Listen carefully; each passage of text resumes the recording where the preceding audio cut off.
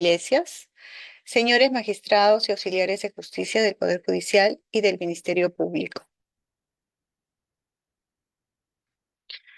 La Academia de la Magistratura les da la más cordial bienvenida a la conferencia virtual Decisión Probatoria y los estándares de la prueba en la investigación preparatoria, formalización de denuncia y acusación fiscal, la cual estará a cargo del doctor Max Oliver Bengoa Valiglesias. Es un honor presentarlo.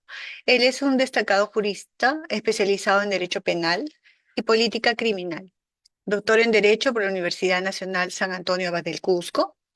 Ha desarrollado una sólida trayectoria tanto en el ámbito académico como en la administración de justicia.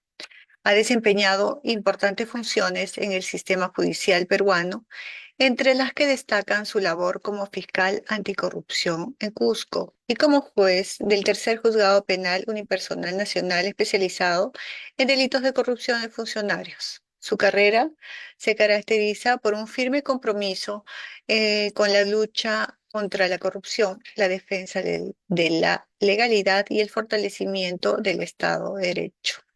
Asimismo, su permanente interés por la investigación académica en materia penal lo consolida como un referente en la reflexión jurídica sobre la justicia penal contemporánea. Le damos la más cordial bienvenida y agradecemos su participación en esta conferencia. La palabra, doctor. Muy amable, doctora Carmen. Quiero agradecer en primer término la invitación que nos hace la Academia de la Magistratura para poder desarrollar algunos temas que son no solo de actualidad, sino sobre todo de interés de la comunidad jurídica, académica y sobre todo de los operadores de justicia. Esta actividad académica está justamente basada en uno de los aspectos que ha sido más solicitado por jueces, fiscales, y creo que tienen su razón de ser en que en los últimos tiempos vamos ingresando a un modelo de racionalidad probatoria en el que no basta realizar investigaciones, juicios, en los que vaya a primar solamente el ámbito subjetivista, decisionista, ya sea del juez o en su caso también de el representante del Ministerio Público. Para esto hemos preparado algunas diapositivas, un material que esperamos pueda ayudarnos a ilustrar de mejor manera la posición, planteamiento que vamos a desarrollar. Muy bien. Decisión probatoria y estándares de prueba en la investigación. Bien. Sobre este tema, vamos a volver a compartir. Sobre este tema hemos trabajado sobre todo un ámbito que parte de lo que es conocida como la escuela del racionalismo o probatorio, ¿no? Que tiene su mayor representación sobre todo en la escuela de Girona, y a partir de la cual hemos establecido un modelo por el cual tanto el Ministerio Público como posteriormente el Poder Judicial, a través de sus respectivos operadores de justicia, tendrán que desarrollar en cuanto a la investigación y también en el ámbito de la decisión judicial. Un momento, por favor. Quiero cargar el material que un momento me han presentado un breve error, pero un segundo. Punto.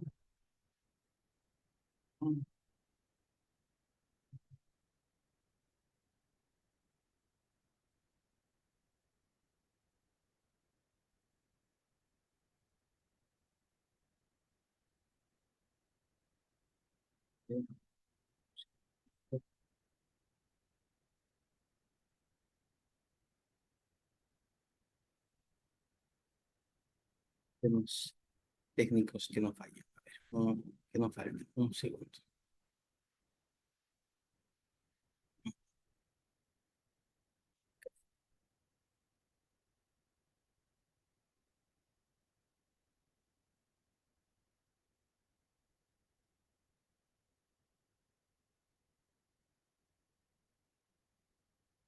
Ahora sí, habíamos cargado un archivo que al parecer no se había actualizado. Muy bien. Ahora sí, queremos empezar partiendo de un gráfico que nos puede ayudar a comprender cómo funciona el razonamiento humano, ¿no? No solamente el razonamiento judicial, el razonamiento fiscal, sino en general. ¿Qué es lo que podemos ver en esta imagen? Esta imagen puede representar mínimamente, a su vez, dos cuestiones, ¿no? Tal vez por ahí pueden ayudarnos con algún comentario, qué es lo que logran ver en la imagen. Nos va a ayudar de pronto a ver cuál es la apreciación que puede tener también cada persona de acuerdo a la perspectiva con la cual puede apreciar un determinado aspecto. Muy bien, entonces allí algunos dirán, allí una señora mayor de edad, ¿no? Acá puede verse su nariz, su quijada, se le ve algo triste, ¿m? Meditabunda, absorta en su pensamiento. Por allí, algunos otros verán, no, pero ¿qué está viendo, doctor? Acá lo que nosotros podemos apreciar más bien es una señora joven que tiene un abrigo de piel, pues un atavío que la hace ver bastante, de repente, resaltante, ¿no? Entonces, esto va a depender mucho de la perspectiva que tenga cada persona. Bien. A partir de esto, vamos a nosotros conversar de dos aspectos fundamentales en lo que es la argumentación jurídica y la postulación de la teoría del caso. La vinculación, la imbricación que tiene el proceso penal con la epistemología se hace evidente. Y esto es importante resaltarlo porque tal vez en el terreno práctico, lo que hemos visto usualmente es que se realicen investigaciones, se desarrollen procesos e incluso se juzgue a las personas basados muchas veces en nuestra propia experiencia, en una buena intuición. Por ahí algún fiscal en algún momento decía, no, yo al ojo nomás resuelvo los casos, ¿no? Y parecía que sí, efectivamente tenía un dote especial de poder descubrir ciertas cuestiones en las investigaciones que se les podría haber pasado de repente a otros investigadores, ¿no? Y esto es un hecho que puede darse en la práctica, como todo, como todo en el ámbito humano. eh, Hay personas que tenemos más cualidades para unos aspectos que para otros. Entonces, puede que alguien tenga más desarrollado este instinto investigativo, que pueda indagar de mejor manera en el ámbito de lo que es pues, el descubrimiento de los casos, de los hechos, y tal vez a otras personas nos cuesta un poco más.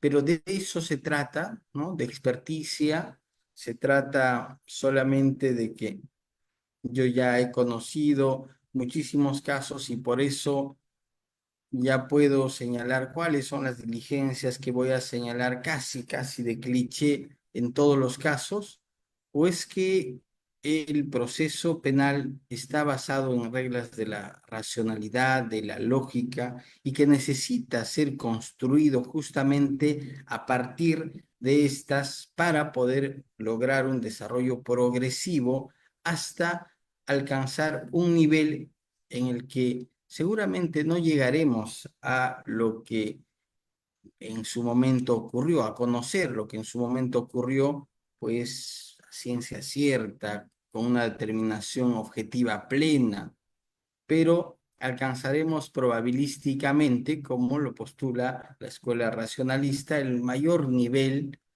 de conocimiento con la aproximación necesaria, con la mayor aproximación hacia el ámbito de la verdad, de la ansiada verdad. Bien, entonces tenemos dos contextos en lo que es el ámbito de la argumentación, un contexto de descubrimiento y un contexto de justificación.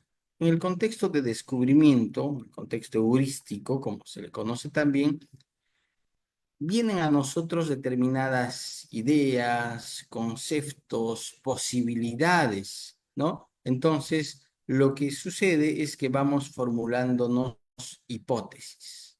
Y la pregunta central en esto será, ¿qué pudo pasar? ¿Qué es lo que pudo ocurrir en este determinado caso que tuvo este resultado? ¿No?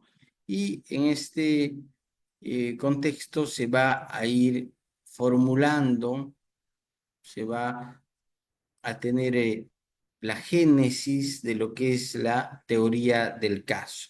Y básicamente vamos a partir por un proceso descriptivo y creativo. Imagínense ustedes que estamos ante la escena de un crimen, ¿no? Y vemos que una persona está, pues, tirada en el piso, debajo de un puente y con bastante sangre a su alrededor.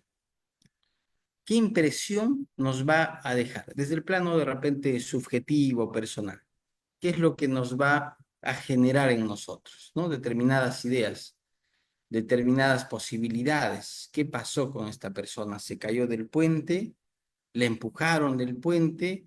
¿O casualmente está debajo porque alguien le asestó pues una cuchillada y está ahí, ¿no? Tirada en el piso, producto de esta situación? O sea, las posibilidades son diversas y lo que vamos a hacer es partir de esta verificación del objetivo, ¿no? Está tirada en el piso, hay un charco de sangre, hay evidencia de lesiones. Ese es un proceso de carácter descriptivo y creativo a su vez. Y en esto sí, ¿no? Reconocemos que es importante muchas veces la experiencia del investigador, porque un investigador que tiene cierta trayectoria ya conocerá las posibles causas, posibilidades, hipótesis que nos vayan a ir dando los cimientos para la construcción de nuestra teoría del caso. Y en este momento ya por lo menos tendremos una hipótesis preliminar básica a partir de la cual vamos a desarrollar nuestra investigación. Esto está bien. El problema se va a presentar cuando nosotros trabajemos intuitivamente durante todo el desarrollo del proceso. Y creo que aquí está el problema central. Debemos ser sinceros verificando lo que ocurre en el plano de la realidad. Un ministerio público atiborrado de casos, un poder judicial embalsado, las defensas técnicas, que al menos en el ámbito privado, por hablar de la generalidad de los casos, no tienen un mayor acceso a posibilidades investigativas, ni siquiera, ¿no? El Ministerio de Justicia a través de los defensores públicos. Si bien es cierto, hay intentos de que se les dé ciertas posibilidades para acceder a determinadas instituciones, para que también puedan aportar desde el ámbito de la investigación o acceder por lo menos, no están en las mismas condiciones. Entonces, nos queda seguir la línea de dirección que tiene el Ministerio Público y esto muy bien lo conocemos. Y a partir de esta línea de dirección, pues tendremos que estar bajo su señorío, tendremos que someternos a la guía que éste tenga.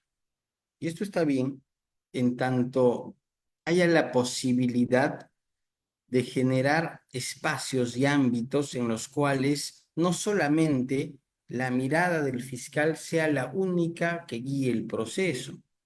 Por eso es que nuestro diseño procesal también establece la posibilidad de que las partes procesales puedan solicitar la actuación de determinados actos de investigación durante el desarrollo del mismo. Esto posibilita a que se ingrese, por ejemplo, hipótesis alternativas o que el mismo fiscal vaya advirtiendo del decurso de la investigación que no solamente es el campo que ha estado observando, sino que existen no solo otras posibilidades, sino aspectos que quizás no estaban todavía cubiertos por su ámbito de investigación. Y aquí vamos a empezar a ingresar a un ámbito de justificación. El contexto de justificación va a ser una construcción racional y la pregunta central será: ¿por qué se prueba eso? ¿Cómo se prueba eso? Ya no solamente qué es lo que pudo pasar, sino cómo vamos a acreditar que eso pasó en el plano de la realidad. Entonces, una teoría del caso efectiva debe nacer de la construcción desde un contexto de descubrimiento, pero que luego pueda ser estructurado para resistir el escrutinio del contexto de justificación. Lo que llamamos el contradictorio no solo funciona para el ámbito del juicio oral, como de repente se nos ha enseñado frecuentemente, no solo funciona en esta etapa, sino que es donde tiene mayor alcance, donde tiene mayor relevancia y manifestación dentro del proceso. Pero el contradictorio viene a ser un aspecto central no solo para el proceso penal, sino desde el ámbito epistemológico, es decir, desde la teoría del conocimiento. Si nosotros no tenemos una base por la cual planteemos una hipótesis y a su vez podamos contradecirla, lo que estamos haciendo es desarrollar una investigación sesgada, una investigación que solo va a estar orientado a un determinado campo que quizás es el que la intuición fiscal guíe, quizás es la que la práctica usual eh, determine que se deba hacer, pero no necesariamente lo que el contexto de justificación determine que debe hacerse. Entonces, olvidamos que debe existir una argumentación racional para la teoría del caso, que ya no solamente es un proceso descriptivo, sino prescriptivo de lo que hubo pasado, pero a partir ya no solo de la intuición, de lo que estoy verificando en el plano de la realidad, sino ya bajo un filtro, que es un filtro normativo. Por eso es un proceso prescriptivo. Voy a buscar que esta cuestión que estoy encontrando en el plano de la realidad pueda verificarse a través de la norma, que calce en la norma. Y esto estará obviamente justificado con medios de prueba, o como le llamamos en el ámbito de la investigación, elementos de convicción, que se convertirán posteriormente en prueba durante el desarrollo del juicio. Muy bien. Vamos a realizar un caso a manera de introducción, ¿ya? Y yo les pido que podamos estar atentos para ver cómo ingresamos tanto al campo del contexto de descubrimiento y al contexto de justificación, ¿no? El caso es que el 15 de octubre de 2024, el cuerpo de don Hilario Vargas, un bibliotecario jubilado de 72 años, fue hallado sin vida entre los estantes de la antigua Biblioteca Municipal Los Álamos. Estaba desplomado junto a una mesa de lectura, con una herida en la cabeza y un frasco roto cerca a él. Hay tres posibles sospechosos, o hay tres sospechosos, ¿no? Lucía, la nieta, quien fue vista discutiendo con él el día anterior por la herencia. Claudio, el encargado de mantenimiento, quien debía cambiar el sistema eléctrico esa mañana. Y Eduardo, un ex estudiante con antecedentes de violencia al que don Hilario denunció por el robo de ciertos libros raros, ¿no? Que estaban vinculados a aspectos de violencia, entre otros. Bien. Yo les pregunto, si por ahí podemos ir participando, sería fenomenal para poder entablar ya este diálogo, que al final va a tener también un espacio, pero podamos ir viendo qué impresiones les genera a ustedes. ¿Qué creen que es lo que pudo haber pasado? ¿Qué les dice la intuición? ¿Y cómo podemos elaborar una teoría del caso sólida? A ver. ¿Qué creen que es lo que pudo haber pasado en este caso con don Hilario? ¿Cuál de las hipótesis iniciales que vinculan a estas tres personas puede ser la más creíble, razonable?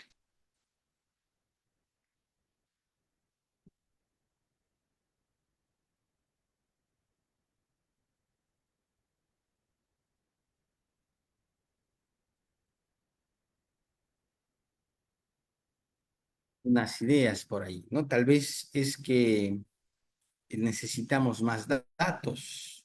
Por ahí alguien me dirá, todo esto, estando como está planteado el caso, nos da tantas posibilidades que no sabríamos indicar cuál es la posibilidad mayor, ¿no? Por ahí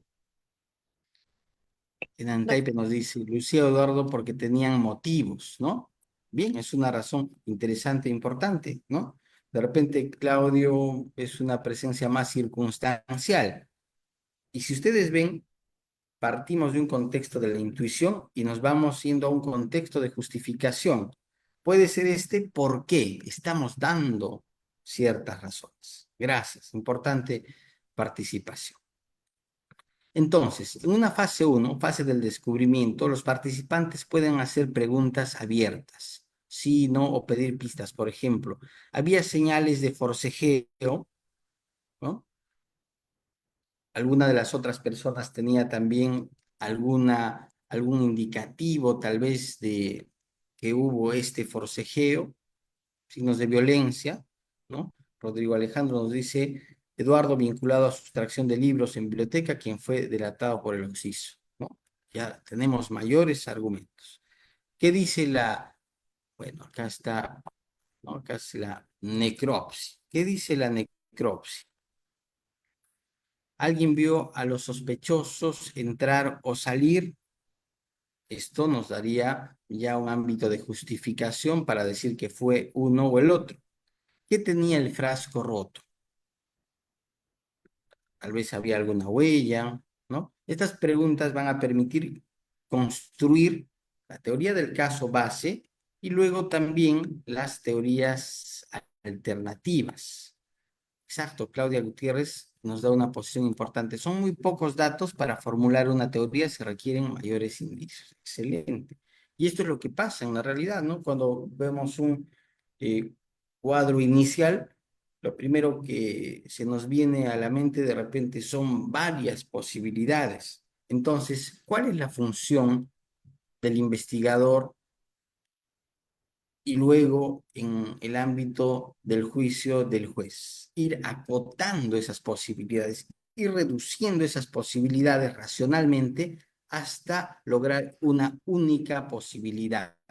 Y esto justamente es, pues, la labor más, digamos, importante y delicada que tienen los operadores del sistema de justicia. Pues solamente si nosotros alcanzamos este nivel de probabilidad que apunte a una sola posibilidad, estaremos hablando de un nivel de certeza más allá de toda duda razonable, ¿no?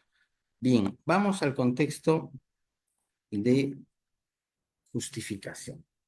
Cuando los participantes, cuando el investigador crean tener una hipótesis sólida, deben formular la teoría del caso, identificar el hecho fáctico, el tipo penal jurídico y las pruebas que lo sustenten. Deberán justificar la hipótesis con un esquema lógico, ¿Por qué se sostiene con base en las pruebas? Se evalúan en esto la coherencia interna de la historia, las pruebas que confirmen o refuten y la consistencia frente a las hipótesis alternativas, ¿no? Acá uno de los modelos lógicos argumentativos más conocidos es, por ejemplo, el modelo de Turing, ¿no? Que nos va a dar ciertos parámetros para determinar si nuestro argumento es válido, consistente y puede refutar incluso algún argumento en contra.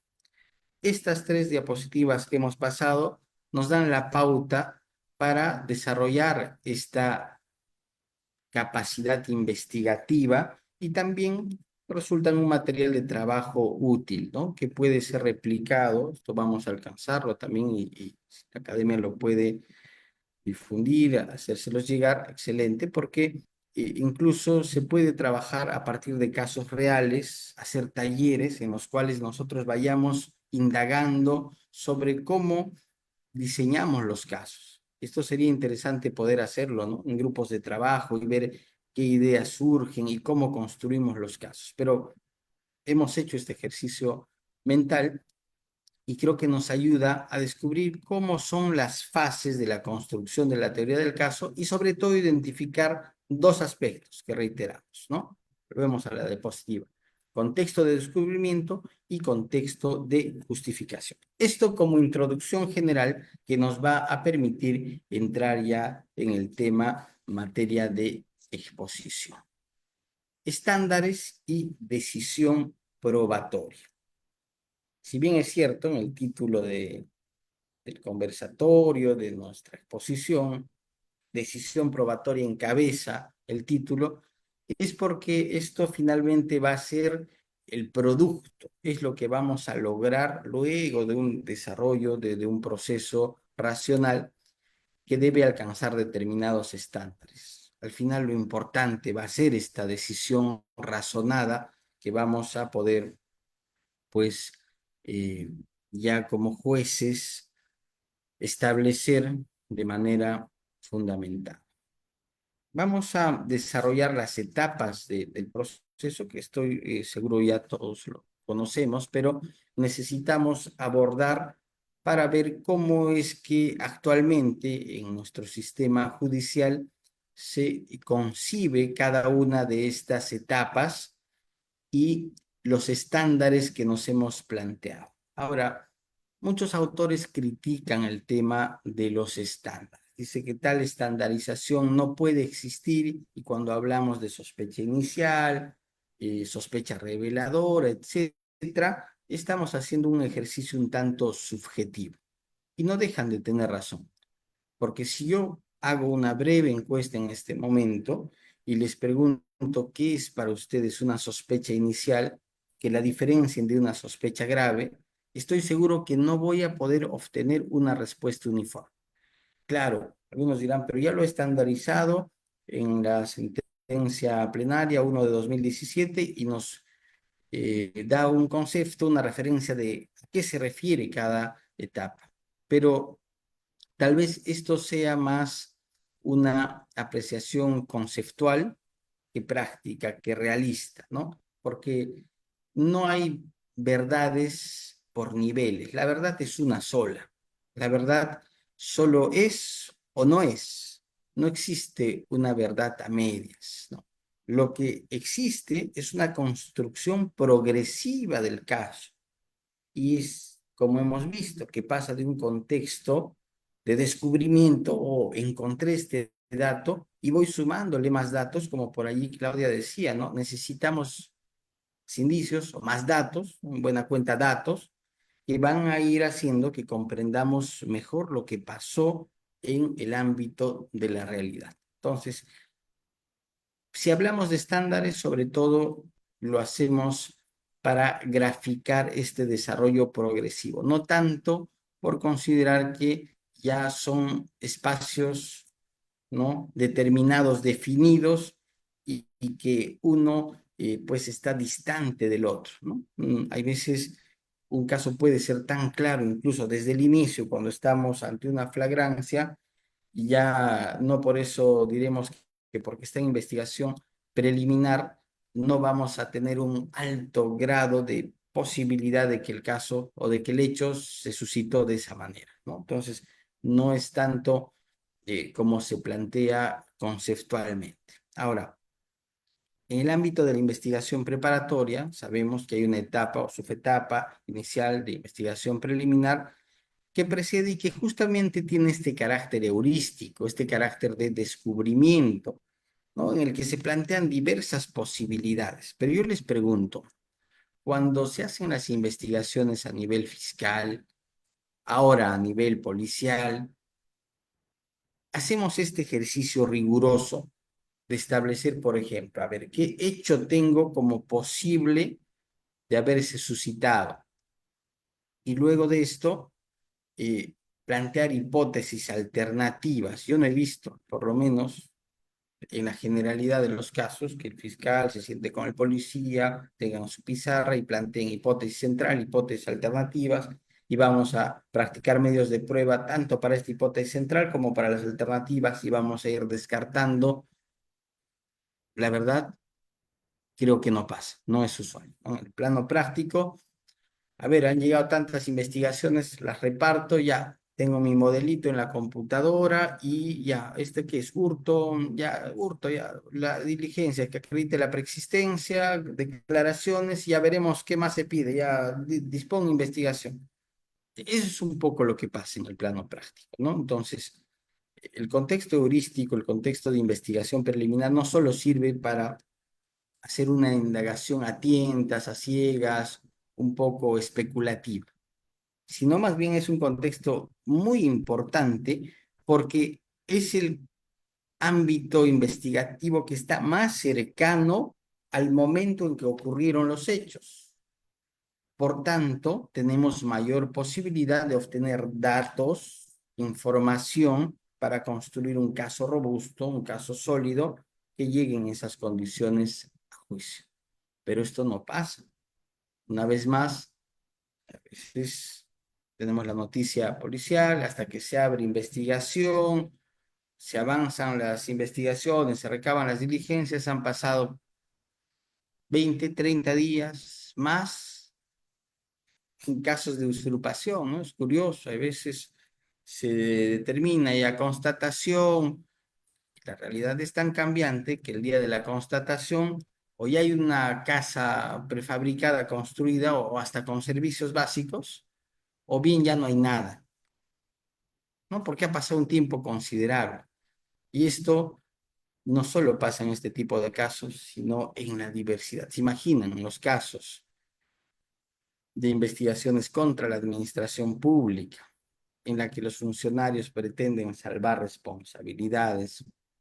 ¿Cuántos casos hay en los que se modifica documentación, en los que se busca pues distorsionar la verdad?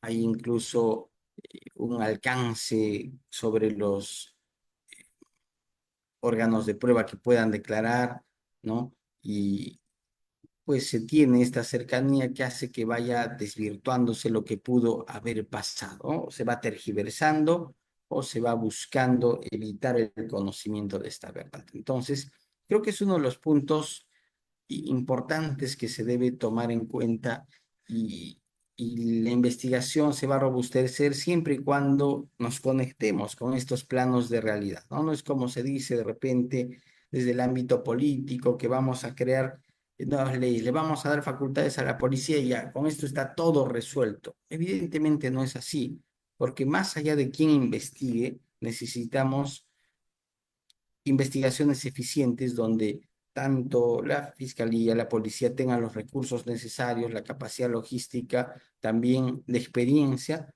para poder llegar a estos ámbitos de descubrimiento y luego de justificación en las mejores condiciones posibles y obteniendo la información más relevante. Con buenos datos de investigación voy a poder construir un buen caso. Y eso lo hemos deducido tan fácilmente de vuestra participación, ¿no? Y reitero, ¿no? Nuestra colega lo dijo, ¿no? Tengo pocos datos, entonces no puedo dar mayor explicación. Y eso es lo que pasa en la realidad. Muy bien. Entonces, en esta etapa de investigación preparatoria, la etapa ya inicial, cuando se formaliza, ya no solamente estamos ante un ámbito inicial, tentativo, especulativo de lo que pudo haber pasado. Ya por lo menos, cuando el fiscal formaliza investigación, sabe que se ha cometido un hecho delictivo. Sabe desde su perspectiva fiscal, desde luego, seguramente desde la perspectiva de la defensa, seguirán eh, justificando, argumentando en función a la inocencia de la persona, pero por lo menos se ha descubierto a un nivel importante que existe pues un hecho de naturaleza delictiva. Y por tanto, en ese nivel, ya formalizada la investigación preparatoria, tenemos un espacio en el cual generamos la imputación, ¿no? La imputación como el elemento central que va a permitir no solo una investigación estructurada, epistémica, sino también un ejercicio cabal del derecho a la defensa. Y evidentemente, sabiendo que esto es progresivo, seguramente habrá, en casos complejos sobre todo, la necesidad de ir formulando nuevas imputaciones más precisas conforme avanza el proceso de investigación y por eso se da la posibilidad de ampliar la formalización. Pero no basta ampliar y decir, te doy este espacio para que tú, o te hago conocer los cargos, pero al poco tiempo de repente estoy cerrando la investigación sin haberle dado la posibilidad a la defensa de contradecir esa postulación, esa imputación que estoy generando como Ministerio Público. Y aquí también funciona el tema de la contradicción. Como les decía, esto funciona de manera transversal a lo largo de todo el proceso. Entonces, también aquí es necesario, como todo ámbito de investigación, que tengamos este nivel de control. Cuando hacemos investigación científica, pasa lo mismo, ¿no? Haciendo un paralelo. Existen pues posiciones contradictorias que van a venir ya sea de los pares en investigación, ya sea de los replicantes, por ejemplo, al momento de sustentar una tesis, que siempre van a dar posiciones contrarias. ¿Para qué? Porque quieren destruir la posición del que está disertando, del que está postulando una tesis. No, porque justamente en el ámbito científico la refutación es un ámbito que le va a dar mayor fiabilidad a la hipótesis central planteada. Eso es lo central para poder nosotros seguir avanzando hasta alcanzar un nivel en el que podamos sustentar un caso ya incluso a nivel de juicio.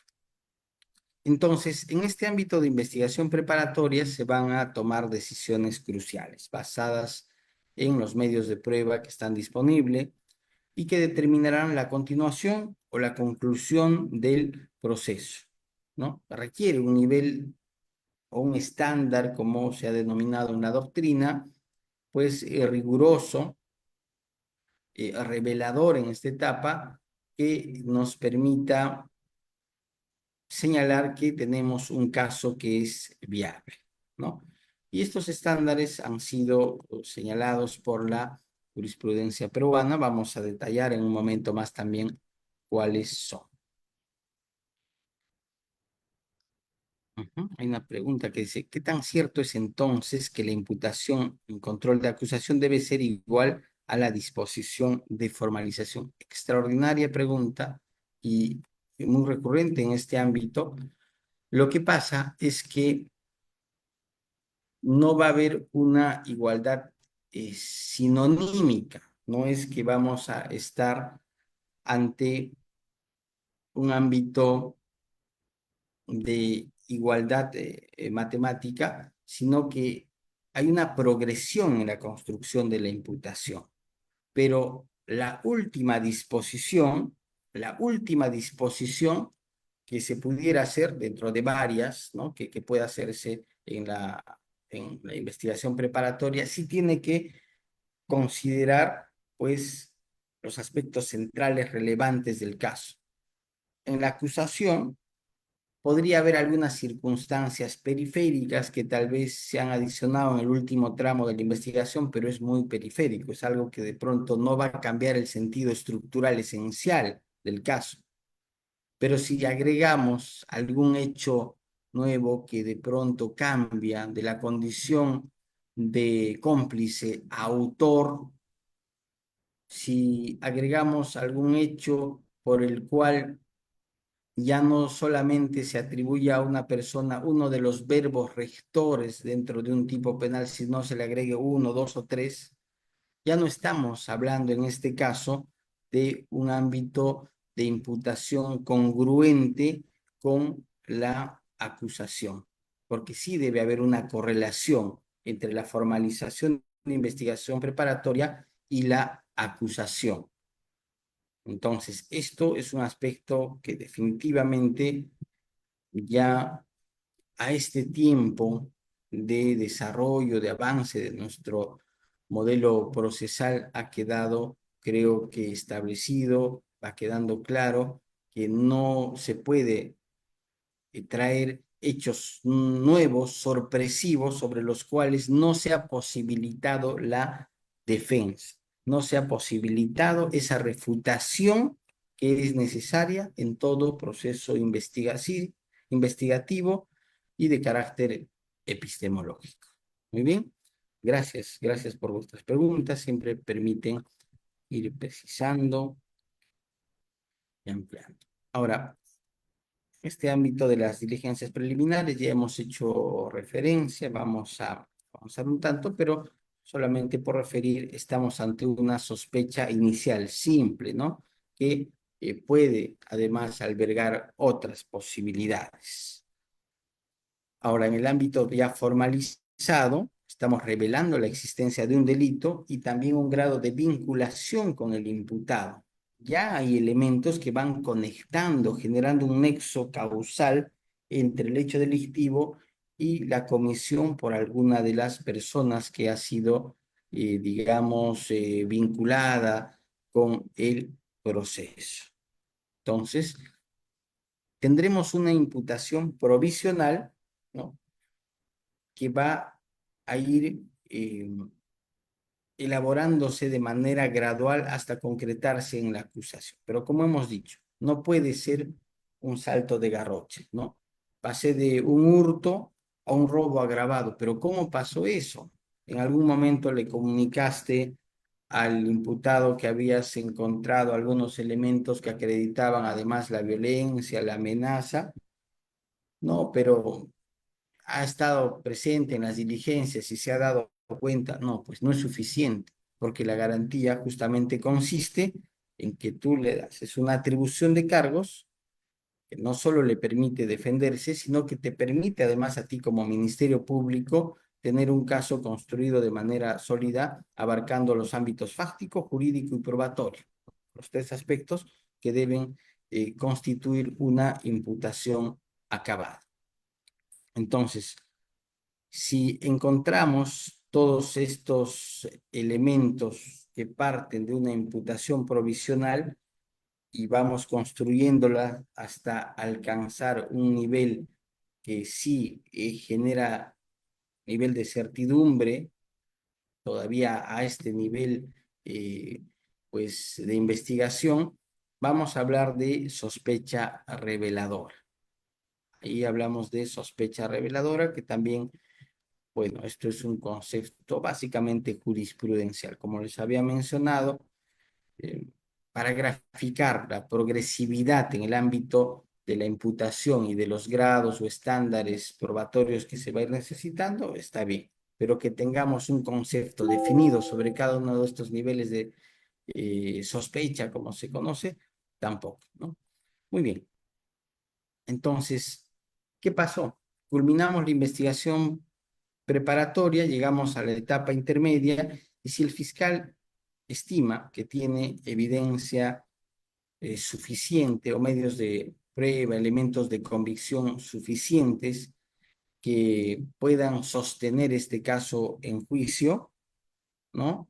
Con un grado de convicción fuerte, sólido, va a formular acusación.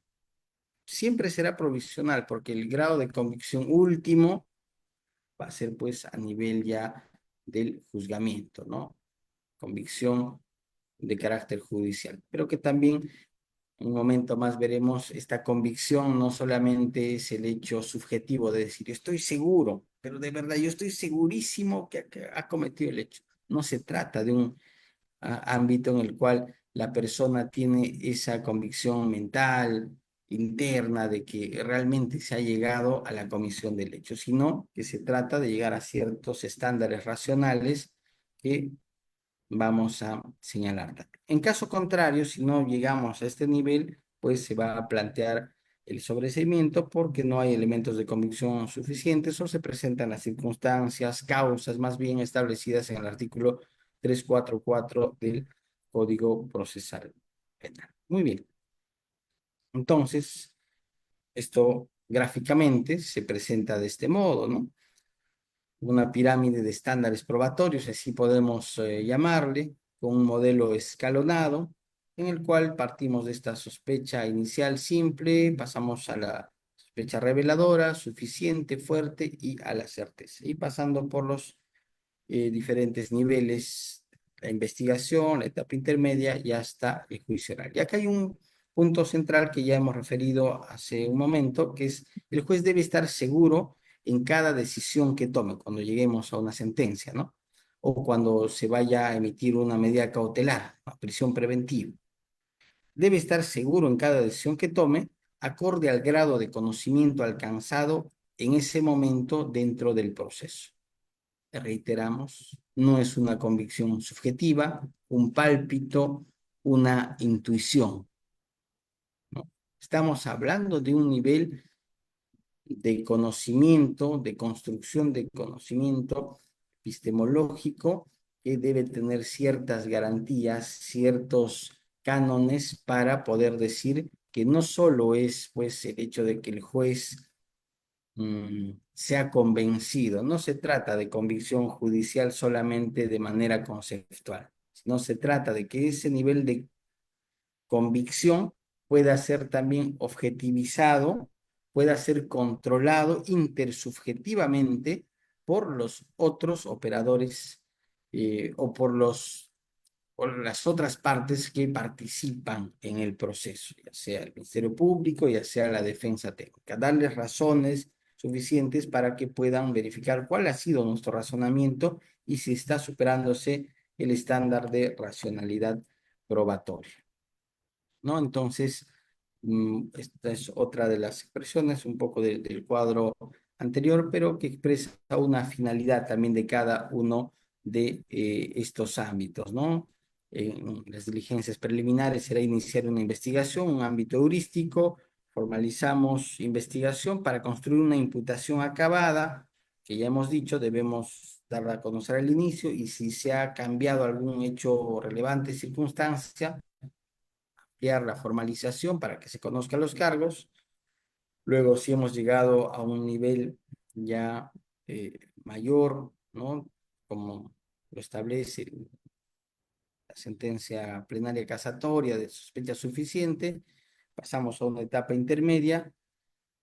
Para el ámbito de prisión preventiva necesitamos una sospecha grave que permita establecer medidas restrictivas y finalmente la certeza, duda razonable, que permita que una condena válida. Muy bien, hasta aquí el ámbito de los estándares. Ahora vamos a entrar en el segundo espacio que tiene que ver ya con el ámbito de la decisión, basada obviamente también en cierto modelo o estructura lógica, epistemológica, que permitirá tomar una decisión. Tenemos como modelo de referencia lo que nos plantea el maestro Ferrer Beltrán, de la Escuela de la Racionalidad Probatoria, la Escuela de Girona que ya habíamos comentado, y nos plantea que el proceso penal debe regirse por criterios epistemológicos racionales en la toma de decisiones probatorias. Propone un doble control de justificación interna y externa, ¿no? Un nivel de logicidad interna entre las premisas y un nivel en el cual esas premisas a su vez sean válidas, ¿no? Porque tienen, digamos, un sustento normativo o la acreditación probatoria es suficiente para poder construir finalmente una decisión válida. En el marco de la investigación preparatoria sostiene que decisiones como la formalización o la acusación deben estar justificadas lógica y probatoriamente. No solo es un planteamiento, no solo es una comunicación que hace el Ministerio Público, es una comunicación, sí, pero una comunicación racional, estructurada, lógica y probatoriamente.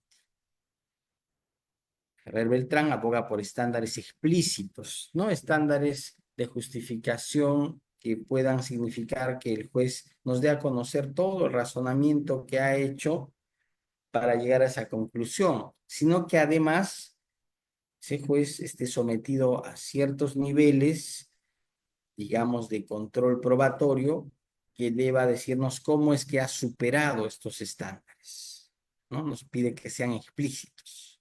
Resalta la necesidad de motivar adecuadamente las resoluciones, lo que fortalece el control de las decisiones, el derecho de defensa y el debido proceso. El ámbito de motivación definitivamente tiene un, pues, alcance importante en el tema que estamos tratando, porque si hablamos de decisión judicial, esto va a estar basado obviamente en un ámbito de acreditación probatoria. Y nuestro sistema ya ha establecido ciertos estándares, lo continúa haciendo, dando pautas de cómo debe valorarse y de cómo el juez debe sustentar sus decisiones. Muy bien. Tenemos al maestro Tarufo, que nos habla sobre la verdad, probabilidad, también los estándares de suficiencia, y defiende que un hecho está probado si la evidencia lo hace probable, probabilidad lógica. Sin prueba suficiente, el hecho debe considerarse falso, ¿no? Y cuando se habla de probabilidad, no es solamente eh, considerarlo como una posibilidad, sino como un nivel alto de correspondencia con la verdad. No va a ser una correspondencia plena. Ni siquiera, nos dice el maestro, cuando hay una filmación donde vemos que una persona de repente está atacando a otra persona, podremos saber a plenitud lo que pasó en ese momento, porque tal vez hay algún episodio velado, hay alguna circunstancia que no hemos podido percibir cabalmente por los sentidos. Entonces, si bien es cierto, hay una alta probabilidad de que el hecho se ha dado de ese modo, pues no siempre vamos a, o no vamos a llegar a una verdad plena, ¿no? Entonces, de lo que se trata desde un modelo de racionalidad probatoria siempre será el alcanzar el nivel más alto de posibilidad de aprehensión de esta verdad como correspondencia. Y introduce dos hipótesis para ello. El maestro Tarufo dice, la hipótesis más probable entre dos hipótesis como culpabilidad o inocencia debe preferirse la que tenga mayor respaldo probatorio. Y mejor explicación, se debe elegir la hipótesis que explique de forma más coherente y completa el conjunto de pruebas. Entonces, vamos a tener que hacer elecciones también en este caso cuando vamos a tomar una decisión. ¿Cuál es la hipótesis que mejor explica este hecho? Y por eso planteábamos un caso al inicio, ¿no? ¿Cuál es la mejor hipótesis? Que lo mató el personal que venía a hacer mantenimiento, la nieta que tenía interés en la herencia o la persona que lo amenazó anteriormente. ¿Cuál es la hipótesis más probable? Y puede ser que la persona que lo amenazó pues haya hecho esta amenaza en un momento de mucha cólera, fastidio, pero finalmente que lo haya matado la persona que fue a hacer mantenimiento, porque si agregamos datos, como lo referían, tal vez en ese momento hubo un altercado y fue esta persona la que lo mató. Entonces, hay veces nuestra convicción se alcanza por las impresiones que nos puede generar lo que vemos en el mundo exterior o por datos que nos llevan a generar ciertos sesgos, ¿no? Haya una persona que amenaza, entonces, bueno, esa persona probablemente es la que ha matado, ¿no? Pero esto es así, necesariamente, no siempre, ¿no? Va a depender de la mejor explicación que también lo plantea Tarufo con el material probatorio coherente y completo que pueda explicar esta posibilidad. En el proceso penal sugiere además aplicar estas reglas de forma escalonada. Como hemos visto, ¿no? De los estándares más bajos, sospecha razonable que permite avanzar en una investigación a través de diversas hipótesis alternativas, a estándares más altos, hasta alcanzar la certeza que son necesarias para dictar una condena, reduciendo así el riesgo de errores judiciales. Muy bien, y también vamos a la escuela del garantismo, ¿no? El maestro Ferraioli nos habla de garantías, presunción de inocencia e imputación necesaria, y plantea que el proceso penal debe estructurarse como una sucesión de filtros probatorios que protejan los derechos fundamentales del imputado, especialmente la presunción de inocencia, elemento central, trascendente, que es de pronto la valla o el límite que sistémicamente, estructuralmente se plantea a la potestad punitiva del Estado. Imaginemos, ¿no? Imaginemos que el poder punitivo es un monstruo que quiere atacarnos, pero para evitar este ataque, este embate, necesitamos ciertas vallas, ciertos límites. ¿Y quién va a colocar esos límites? ¿Quién es el defensor, el guardián? Pues va a ser el juez a través de el resguardo de estas garantías. Entonces, una de las más relevantes nos plantea que es la presunción de inocencia, regla de juicio y de trato durante el proceso.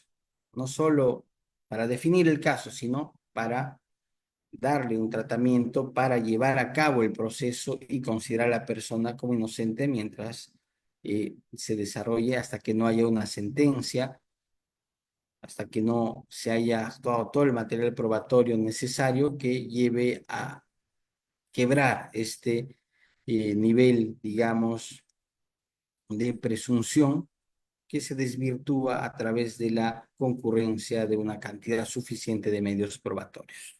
También el principio acusatorio como principio de imputación necesaria o concreta, con sus tres elementos que ya hemos referido, ¿no?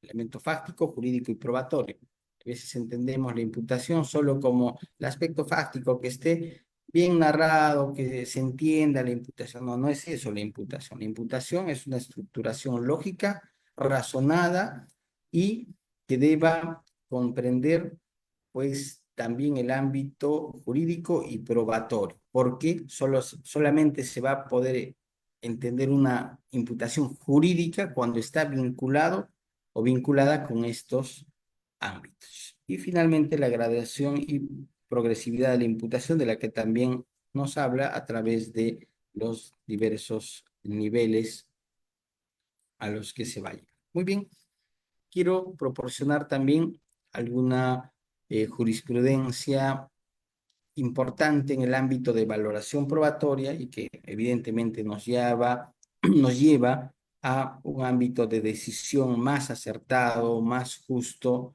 y que definitivamente va a ser necesario porque creo que ninguno está exento de la posibilidad de equivocación. Seguramente muchos de nosotros tenemos en cuenta todos estos ámbitos de garantía, de derechos, pero eventualmente en el campo práctico, y por eso el diseño del proceso también incluye una segunda etapa, siempre está sujeto a revisión y siempre está sujeto a mejora.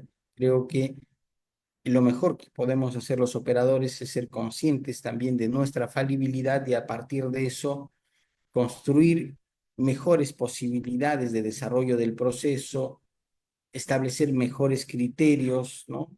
Tal vez en un momento determinado no teníamos en cuenta un eh, determinado, no sé, aspecto de garantía o de desarrollo incluso jurisprudencial que podía nutrir de mejor manera una decisión, pues a partir de eso vamos sumando y desarrollando de mejor manera nuestros casos. Muy bien, algunos aspectos relevantes, ¿no? De la Corte Suprema, Tribunal Constitucional. En cuanto a este tema de la escala de sospecha, así lo vamos a denominar, tenemos la sentencia plenaria casatoria 1 de 2017. Tenemos el acuerdo plenario número 1 de 2019, vinculado a la prisión preventiva y que establece algunos estándares, algunas pautas tanto sustantivas como procesales de cómo desarrollar incluso esta audiencia. En cuanto al contenido de la acusación, la sentencia del Tribunal Constitucional 4989 de 2006, ¿no? Que nos plantea algunos estándares también. La casación 956 de 2011, que nos da también alcances de cuál debe ser el contenido de la acusación. El acuerdo plenario 6 de 2009, ¿no? Que nos habla del elemento fáctico, jurídico, probatorio. Ya es un acuerdo que tiene buenos años, pero que nos planteó de inicio justamente la importancia de cuál era la estructuración que debería tener la acusación. Y finalmente el acuerdo plenario más reciente, el número 3 de 2023, que plantea no solo temas de contenido, sino sobre todo procedimentales que exigen al juez un mayor dinamismo, control y exigencia dentro de esta denominada etapa intermedia, que ha sido una exhortación a que no sea una etapa lata, demasiado extendida, que incluso lo dice, ¿no? Literalmente como una especie de subjuicio o de un juicio previo, ¿no? Antes del juicio oral, porque se ha visto que se ha ido desnaturalizando, desvirtuando la idea central de ser una etapa filtro.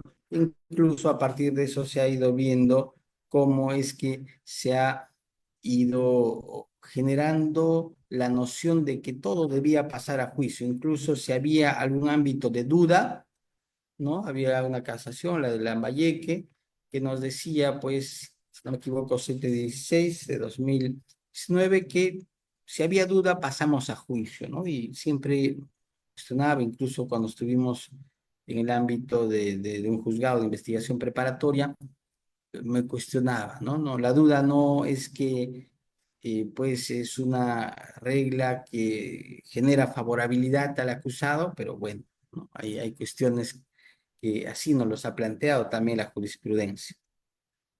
Y claro, sobre eso algunos colegas doctrinarios dicen, pero el juez tiene esta capacidad de valorar en la etapa intermedia, puede hacerlo. Sobre eso también hay mucho que hablar, pero lo cierto es que un juez tampoco puede, digamos, ponerse una venda y decir, no, pues yo no puedo hacer valoración probatoria y por eso no, que lo evalúe el juez de juzgamiento. Si un caso es evidente, si el material probatorio básico que se ha obtenido de una manera objetiva y racional no va a poder ser desarrollado, ampliado en juicio, ¿para qué manda un caso a juicio? Por más contradictorio que haya, no vamos a poder desarrollar de ese ámbito ya logrado algo adicional, ¿no? Es como ir un poco de pesca, como se dice, incluso en el ámbito de litigación, a ver si pasa, pues a ver si se logra acreditar o probar la responsabilidad. Y creo que no se trata de eso, ¿no?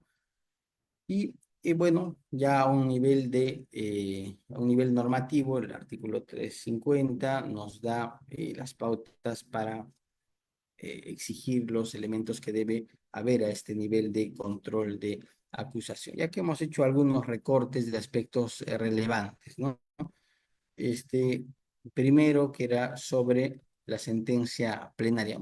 Algunos aspectos muy puntuales para no dejar que nos gane el tiempo, diciendo en conclusión, los elementos de prueba y antes los elementos de convicción deben ser idóneos y necesarios en cada fase o etapa del procedimiento penal para justificar las diligencias preliminares, el procesamiento penal a través de la disposición de formalización de investigación preparatoria, la acusación, auto de enjuiciamiento y finalmente la sentencia, que requiere, esta sí, elementos de prueba. Los actos de aportación de hechos deben recaer tanto en los elementos de la figura delictiva como en cuanto a los factores que determinan la intervención delictiva del imputado. Esto se dio a razón de la incertidumbre que se generaba en cuanto a la acreditación del origen ilícito en el delito de lavado de activos, ¿no? Y a partir de eso se ha escrito bastante, se ha venido desarrollando también a nivel jurisprudencial bastantes aspectos, pero todavía estamos, creo, terminando de cerrar, ¿no? Estamos terminando de cerrar y uno de los aspectos más controvertidos es justamente este del origen ilícito. Y a partir de este caso es que se desarrolla esto de los estándares, ¿no? De la sospecha inicial hasta la certeza en la sentencia. Después tenemos el acuerdo el acuerdo plenario 1 de 2019 sobre prisión preventiva también nos dice algunos aspectos importantes. Hemos extraído algunos que nos parecieron relevantes, como este que dice, la verificación de esta sospecha fuerte requiere en tanto juicio de atribución del delito imputado, del delito al imputado, el examen de las fuentes, medios de investigación o de las fuentes, medios de prueba lícitos. La licitud es un componente necesario del concepto de prueba, acopiados en el curso de la causa, principalmente por el fiscal, aunque también es de examinar lo que pueda presentar el imputado y su defensa, ¿no? Importante. Justamente esto era lo que decíamos tanto al inicio. No es que solamente vayamos a estar bajo el señorío fiscal. Sí, es cierto, el código dice la dirección de la investigación le corresponde al Ministerio Público, pero eso implica que solamente se pueden hacer actos de investigación por parte de la Fiscalía, pueden hacer actos de investigación las defensas. Lo dejamos ahí como una pregunta abierta, de repente para propiciar también el diálogo, unos minutos más, que ya vamos terminando con el tiempo previsto, pero son aspectos que nos llevan a pensar, nos llevan a analizar, pues, cómo podemos optimizar nuestro modelo a partir de lo que tenemos para posibilitar alcanzar con la mayor probabilidad posible este acercamiento a la verdad como correspondencia de la que nos habla Taruf.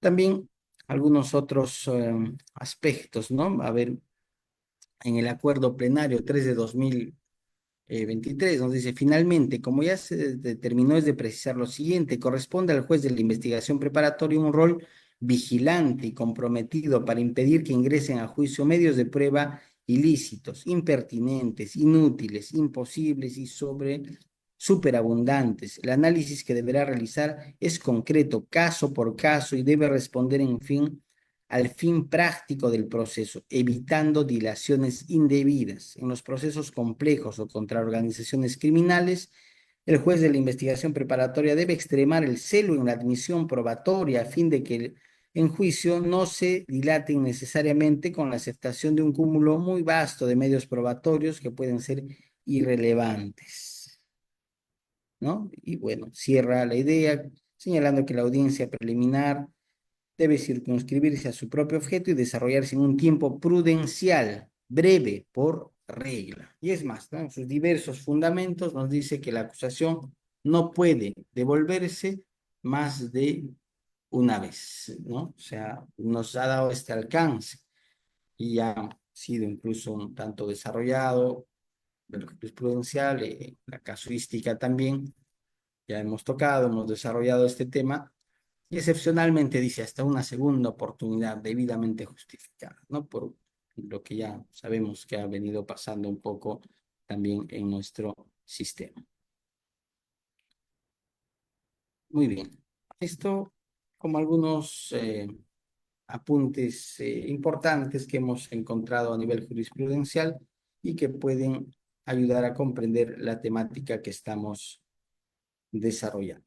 Muy bien, ahora vamos a cerrar con el ámbito ya de la decisión, ¿no? Hemos abordado lo que es la imputación, hemos señalado su importancia, es un elemento nodal central en el ámbito del desarrollo del proceso y es necesario comprender qué es, desde cuándo se da, para qué sirve, cuándo hablamos de una imputación suficiente, cómo se presenta y qué función cumple en cada fase del proceso penal.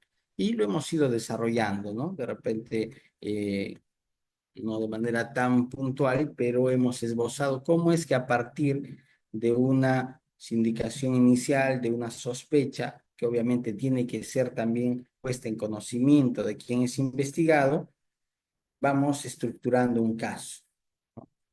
La imputación esencialmente es una atribución, pero no es cualquier atribución, es una atribución que tiene un contenido jurídico y probatorio. Por eso no basta con decirle, tú cometiste este homicidio, sino que se le tiene que decir cuál es la cualidad, la forma, la participación que ha tenido. Eres autor de tal hecho,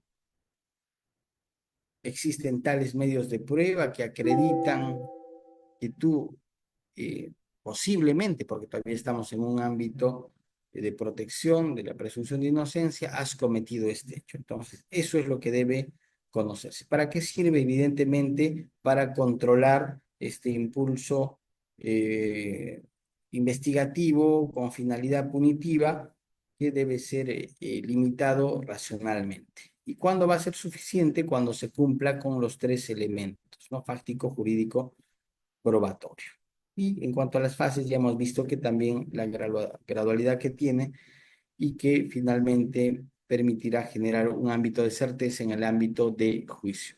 La imputación va a ser un elemento que va a permitir controlar, sistematizar y organizar la información de una manera que pueda ser objetiva para las partes involucradas en el proceso. Entonces, la idea central de la imputación está referida a una operación que consiste en atribuir determinada consecuencia jurídica a un hecho o situación condicionante. El concepto de imputar alude a la atribución de un hecho a un sujeto y este principio de imputación se va a satisfacer cuando un resultado puede ser atribuido al autor porque materialmente lo causó o bien porque debiendo jurídicamente evitarlo, pudiendo hacerlo, no lo hizo, ¿no? Y en esto ya no solamente vamos a hablar de acciones pues comisivas, sino también omisivas, ¿no? Y las diversas categorías que va en torno a esto surgir, ¿no? También el plano de imputación objetiva que debe desarrollarse. Por eso no basta con decir que la imputación es una atribución fáctica, sino también te tendré que decir por qué estoy o no estoy considerando determinada construcción jurídica que puede ser aplicable a el caso que se te está imputando, ¿no? Por ejemplo, se nos ocurre, ¿no? En un tema de legítima defensa. ¿Por qué no aplico la legítima defensa? Porque en este caso ha habido una utilización irracional del medio con el cual se estaba generando la defensa, ¿no? Por eso, a consideración de la Fiscalía, debe continuar el proceso, ¿no? Para graficar esta cuestión. Entonces, esta imputación, ya hemos señalado, debe ser clara y detallada. Y de los tres aspectos que también ya hemos venido refiriendo, lo fáctico, lo jurídico y lo probatorio. Y que en cada uno de sus ámbitos tiene estas características, ¿no? El ámbito fáctico, que es una descripción del hecho, circunstanciada, detallada y que debe ser concreta, pertinente y ordenada, estructurada, clara. El elemento jurídico que está vinculada a la calificación de los hechos mediante la subsunción típica respecto del delito y demás elementos normativos, debe ser técnica, suficiente y con una interpretación y subsunción que pueda ser razonablemente explicada. Y finalmente el elemento probatorio, con medios de prueba y elementos materiales que se requieran para sustentar la teoría fáctica y jurídicamente, cuyas características son la suficiencia, pertinencia, utilidad, legalidad y temporalidad. Muy bien. Esto tiene también cierto alcance a nivel internacional. Vamos acercándonos de alguna manera a algunos estándares que también con diferentes nombres son pues utilizados en diversos países, ¿no? España, Alemania, Estados Unidos, con sus propias particularidades, pero todos con la idea de que existe una progresividad en el ámbito de la investigación, de la imputación y finalmente que se requiere para una condena pues certeza más allá de toda duda razón. Finalmente, hacia un modelo epistemológico de la prueba en la investigación en el proceso, ¿no? En el proceso en realidad. Acá vamos a corregir. Muy bien. El modelo planteado desde la escuela racional de la prueba nos señala, ¿no? Esto como tema conclusivo de nuestro desarrollo, que una decisión judicial, que toda decisión judicial, ya sea incluso considerando las propias decisiones fiscales, si bien no son decisiones jurisdiccionales, pero incluso la motivación a nivel fiscal, debe estar epistémicamente justificada. Debe ser coherente, lógica y respaldada probatoriamente. Entonces, para ello y para que se respeten los derechos fundamentales del imputado, los pilares que se deben respetar son: uno, estándares probatorios definidos y operativos. Por poner un ejemplo, Acuerdo Plenario 2/2005. Allí nos da los estándares que debe haber para la evaluación, valoración de las declaraciones testimoniales, ¿no? La valoración sistemática y objetiva de la prueba, ¿no? Cumplir con lo que se establece, una valoración individual, una valoración conjunta y objetiva, lo que implica que se deben dar aquellas razones por las cuales se está llegando a esa conclusión argumentativamente y cumpliendo también con el ámbito de la refutación. No solo hay que dar explicación a lo que yo considero que es, sino aquello que considero que no es por tales y tales motivos. La justificación externa y la motivación suficiente. O sea, aparte de que haya una justificación interna, que haga que es lógica la decisión que se está obteniendo, también las premisas deben ser justificadas y motivadas. La progresividad y flexibilidad epistemológica. Entender que la imputación empieza en un ámbito de repente tentativo, ¿no? Y que se va robusteciendo con el tiempo, pero que en todo ámbito y en todo momento debe ir haciéndosele conocer a quien es investigado, ¿no? Para que pueda haber un ejercicio cabal de la defensa. Y esta imputación necesaria debe estar reforzada. No es solo fáctica, sino jurídica y probatoria. Un control estricto en la etapa intermedia. Creo que esto es lo que nos deja, digamos, el escenario actual como lección, que el filtro en la etapa intermedia va a ser de lo más relevante para que finalmente podamos llegar a un juicio riguroso y en el que podamos obtener información relevante para una condena o una absolución. Y finalmente, una cultura probatoria y formación técnica, pues, de todos los que participamos en el sistema de administración de justicia. Muy bien, yo agradezco vuestra eh, atención, participación. Parece que hay algunas preguntas en el chat. Si me permite la coordinación, voy a ir respondiendo y si hubiera alguna otra pregunta libremente, también vamos a responder. Finalmente, tenemos una breve lectura, que espero que nos dé el tiempo para leerla, que tiene que ver con este tema, pero primero responderemos las preguntas que tengan a bien plantear. A ver, en el chat vemos que está mm, Armando Molero, ¿no? El doctor Armando Molero dice, se dijo, se dice y se dirá que la justicia debe ser predecible, pero ¿qué pasa si realizada la etapa intermedia y el pleno juicio en casos muy semejantes, el juez o jueces, peor sin existir norma autoritativa, deciden de forma distinta en cada caso? ¿Dónde queda la labor fiscal y la predictibilidad que se exige a la labor judicial? Pregunta sumamente importante y queda en la yugular, ¿no? Es creo que uno de los temas que más se debe trabajar a nivel del ámbito jurisdiccional. Es algo que, por ejemplo, a nivel de la eh, Corte Nacional que actualmente pertenecemos, lo hemos tratado, hemos estado justamente hace poco reunidos en comisión de capacitación y decíamos predictibilidad, ¿cómo lo logramos si en nuestro mismo sistema, en una corte pequeña, todavía no nos ponemos de acuerdo con ciertos criterios, ni siquiera a nivel de colegiados, o hay veces, esto como un tema de sinceramiento, hasta a nivel de colegiado uno tiene que morderse pues los labios y decir tal vez mm, no es pues el criterio más adecuado que se está tomando y eventualmente o tomamos, sacamos votos en discordia o bueno, tratamos de dar las decisiones más equilibradas posibles, de acuerdo a la coyuntura, digamos, del caso en particular. Pero esto creo que no debería ser así en el sentido de que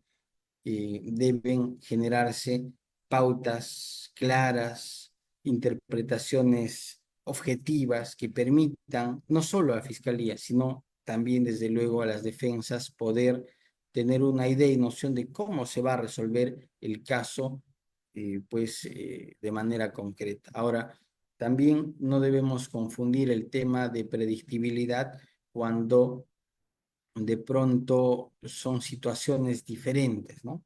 Pueden ser casos muy parecidos, pero no necesariamente siempre vamos a tener que decidir igual cuando cambia así sea una circunstancia mínima, ya sea sustancial o procesal. Eso se debe tomar en cuenta. Y sí, cuando hay casos en los que sí se puede establecer alguna base de interpretación más objetiva, por ejemplo, se harán los acuerdos plenarios. En la Corte el año pasado hicimos el acuerdo plenario, 3 acuerdos plenarios sobre el delito de apología al terrorismo, que ha generado un sinnúmero de interpretaciones, discordias en los colegiados a nivel de la sala y felizmente se ha logrado cierto nivel de estandarización, ¿no? Por poner un ejemplo. Segundo, a ver, ¿por qué dice, a ver, a ver, ahora sí. ¿Por qué dice proceso penal formal cuando se formaliza la investigación? Entonces existe un proceso penal informal. ¿Cuál sería? Excelente pregunta. Y esto nos da pie a responder también sobre algo que decíamos, deslizábamos. ¿Existe una investigación desformalizada a propósito de un proceso penal informal? Y la respuesta es sí. ¿Por qué? Porque la obtención de la verdad, si bien tiene ciertos cánones para su, digamos, descubrimiento, para alcanzar la misma, no necesariamente va a ser bajo el control fiscal. Muchas veces el abogado defensor también va a buscar sus propias fuentes, el mismo investigado o la misma parte afectada, y va a obtener datos que luego va a pedir se incorporen, ya sea en la investigación o puede ser también durante la etapa de control, porque el código procesal lo permite. Y sobre esto ha habido un debate amplio, pero creo que la tendencia, incluso a raíz del acuerdo plenario 3 de 2023, nos dice que no se puede limitar, ¿no?, la libertad probatoria bajo consideraciones formalistas. Entonces, si se ha obtenido algunos otros elementos fuera de la investigación formalizada, pues también va a ser sometido a ese control, ya sea en la etapa intermedia y finalmente en el juicio, y las partes tendrán también la posibilidad de contradicción. Bien. Tercero, la labor fiscal es más de descubrimiento que de justificación y la labor judicial es más de justificación en su sentencia que de descubrimiento, pues es el fiscal, el abogado de la parte civil y del acusado que llevan los hechos y las pruebas. Entonces, en puridad no podemos hablar de descubrimiento actual en el modelo procesal penal, lo que no ocurría con el modelo de procedimientos penales de 40, donde el juez era quien investigaba. Buen apunte, buen análisis. Sin embargo, tenemos que hacer una precisión, ¿no? Si bien es cierto, ¿no? Sí, el contexto de descubrimiento de pronto está más vinculado a la labor fiscal, también va a haber un contexto de descubrimiento dentro del juicio. Pero ¿cómo va a pasar eso si ya toda la prueba está aportada? No olvidemos que el juez está descontaminado, por así decirlo, no conoce del proceso. Entonces, así como el fiscal en su momento vio al cadáver tirado en el piso y a partir de eso construyó su caso, el juez al momento de conocer los cargos y luego ir conociendo la prueba que se va a ir planteando, va a ser un descubrimiento para él.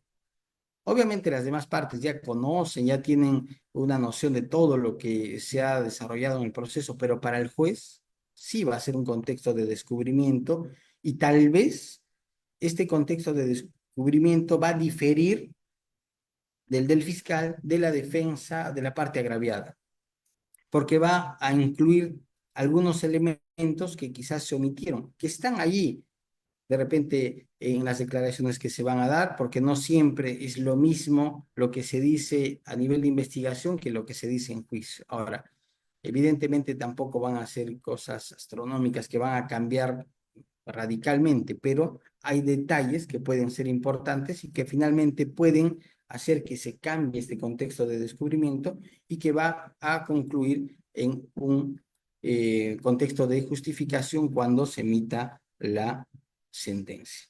Muy buenos puntos y planteamientos que nos permiten también explicar este desarrollo. Muy bien.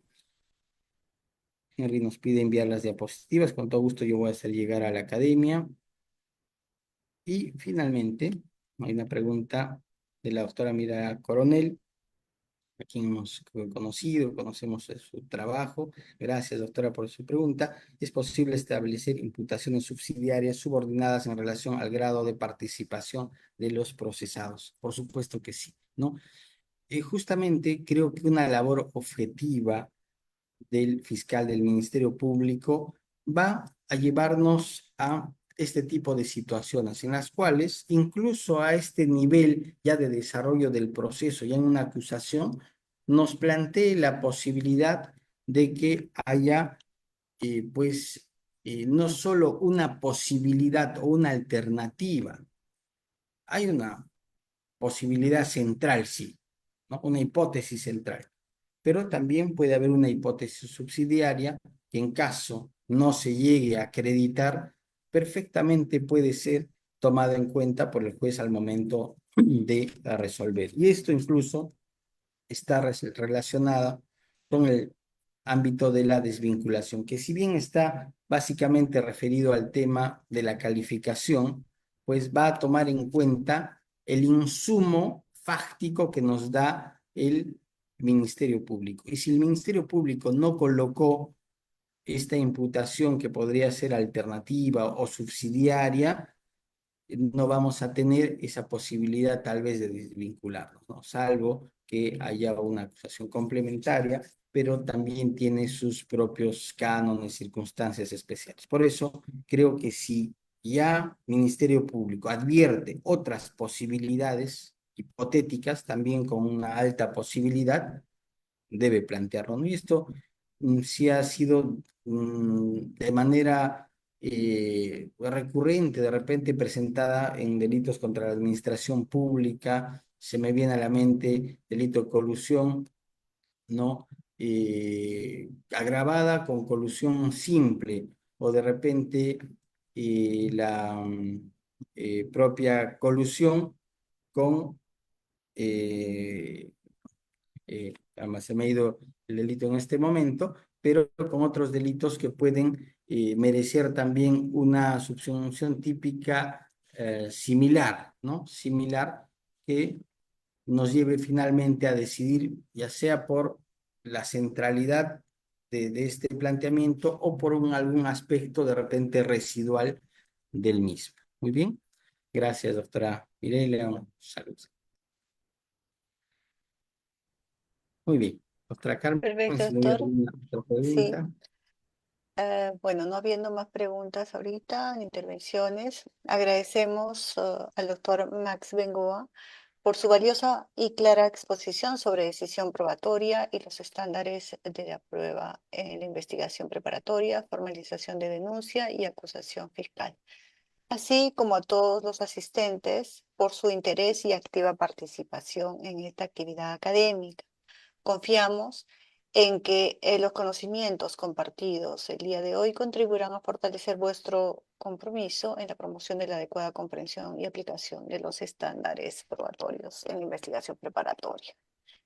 Gracias, doctor Bengoa. Antes de culminar, les recordamos amablemente a todos los participantes que es necesario completar vuestro registro de asistencia correspondiente a fin de acreditar su participación en esta actividad.